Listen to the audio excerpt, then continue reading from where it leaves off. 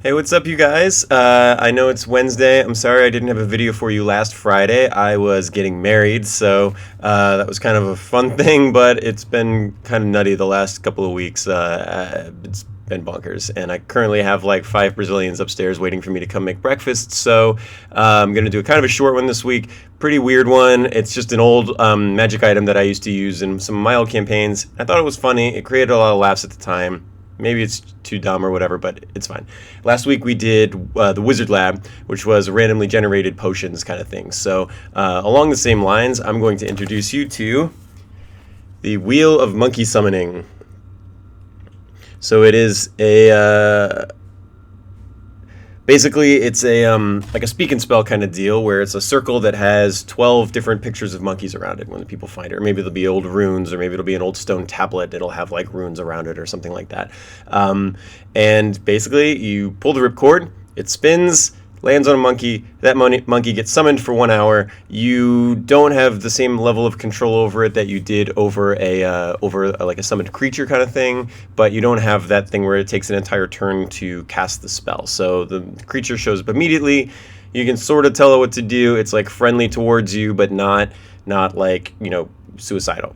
So yeah, it was something that we created. I created for, I think my friend Bill actually created it when I was in college for a campaign he ran many years ago, maybe 2 decades ago, and then yeah, I adapted it into this, and it was able to create some fun scenarios for the party where you had one of the guys would wear it on his back, and then the other guy would run up and basically just pull the ripcord, and it's one of those like the cow says moo or whatever, but it just summons a monkey, and people would tie ropes to it and do all kinds of crazy things with it. They throw it out into what they think is going to be a trap, and it's not a trap, to see if it's going to trigger a trap. They tied a rope around it one time because there was like 2 portals that they had to go into, and they couldn't decide which one was the right one.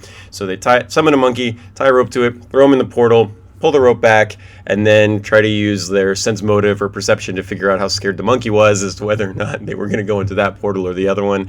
There was one where they were flying, the party was flying for some reason, and they were flying over the bad guys, and they summoned a monkey and dropped him into the mists. So just some fun, interesting things you can do with this cool little item. And that was one of those things where later on in the adventure, like way after the adventure, people are like, oh, is that the one with the monkey wheel? Like, that was pretty fun. So they go in, it's a d12 that you roll, because the picture of the speak and spell that I found had 12 things on it. So it starts with a Tamarin, which is a very small monkey. It ends with a dire ape, which is a gigantic gorilla that doesn't exist in the world anymore. It's a prehistoric kind of gorilla deal. So the like I said, you don't have full control over these. So like the Tamarin, you could probably pick it up and throw it around. The dire ape, if you're trying to get it to do something crazy, or like you make it mad, you might end up having to fight it. And so just little interesting things. Like if you wanted to adapt this, you could change the measure of the time for how long they're going to be, how long it exists, or you could make it so the party has no control over it whatsoever. That could be kind of a fun twist to it, where they have to basically capture it and then do whatever they're going to do with it. I guess one thing that I didn't do on this that I did on the version that I had then was that I wrote all of the stats over on the blocks, all the stat blocks over here. And I guess I'll give you a little tip for that, which is what I like to do, especially with something like this, where it's just like they're going to summon a monkey and they're going to throw it onto a pedestal to see if that pedestal is going to like have spikes pop out of the bottom of it. Is you don't need like a huge detailed 1-page sheet for your bad guys or your NPCs or your monsters or any of that stuff.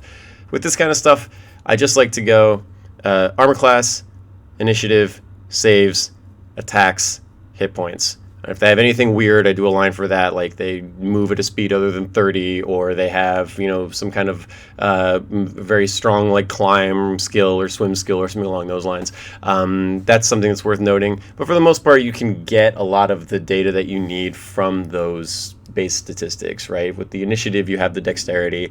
With the attacks, it's like attack modifier, and damage. You get like you can pull their strength from the damage modifier. You can pull their BAB plus attack out of their attack modifier.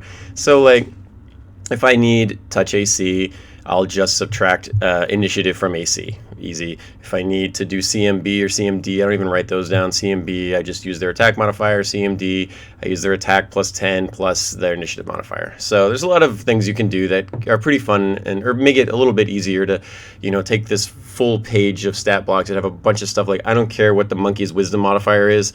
I'm not going to use it. He's just going into a fire. Let's just shrink this down. I can get it down to about 5 lines, and then on the fly, you can just kind of tweak it how you need. Like, if somebody's asking you what the monkey's perception is, and you don't have it written down, just use his hit dice. It's fine. Don't worry about it.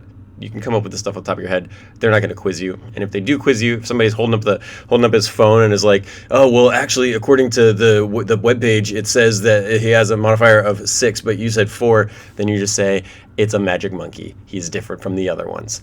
Okay, that's it. Wheel of Monkey Summoning. Summon a monkey for an hour.